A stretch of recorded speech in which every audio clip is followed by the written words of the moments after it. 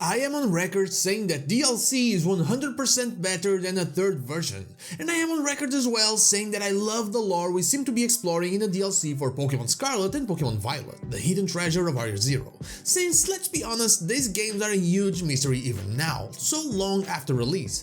But there is one thing they did in the main games in regard to the DLC that makes me a bit worried for the way they approach this, and the way they're likely to approach this again in the future. So hey, I'm not so a strainer, and what do I not like? Let's get into it. DLC for Pokemon came to replace the third versions of Pokemon games we were so used to, and that for the most part are regarded as the best of their generations. In Gen 1, I don't think we can say that Pokemon Yellow is the best out of Pokemon Red and Blue, but it also does not work as third versions would work eventually, since Pokemon didn't work as it would work eventually. But in Gen 2, when you suggest someone to play a game from that era, you go for Crystal. It still has Lugia and Ho-Oh, but adds the Suicune storyline with Yusin, and has the moving sprites plus the battle tower. It's the same game, but with added content.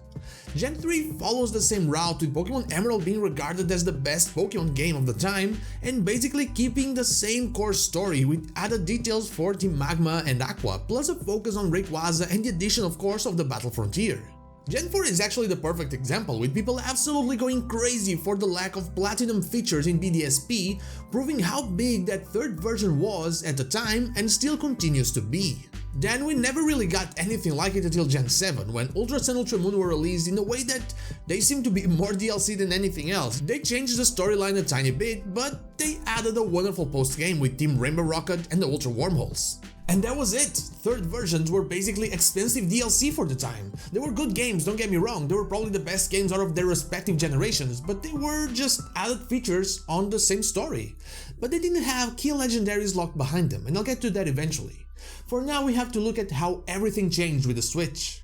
The Nintendo Switch gave Pokemon players access to something that, weirdly enough, they never had before: multiple save files on the same system. This made DLC the perfect pairing for the games. Before, getting that third version meant that, well, your old team was gone, and you had to start over with a new one.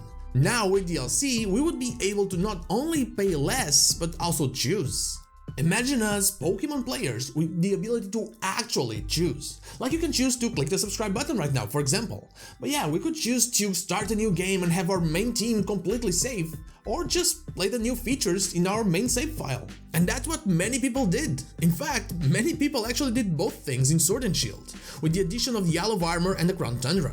There were added features and storylines, new characters, and even new Pokemon, legendary Pokemon. But when you played through Sword and Shield, you never felt like your experience with those games was incomplete. When you beat Rose and stopped the Darkest Day from happening again in your showdown against Eternamax Eternatus, you didn't feel like something was missing.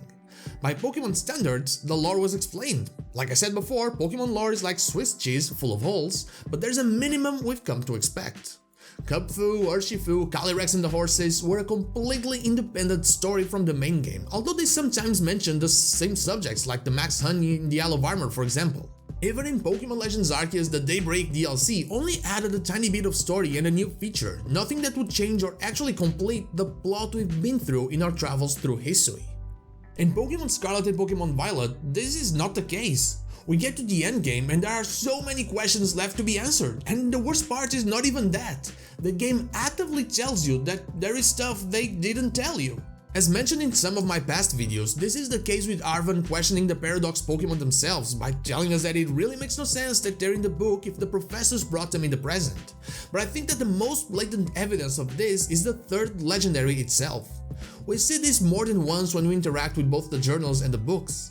The professor's journals actively censor the name of the Pokemon, which tells us that yeah, there's something we don't know in the games and that they want us to question even its name. And that this Pokemon entry in the Scarlet and Violet books is just raising more questions by showing us a depiction of that Pokemon and another censored page.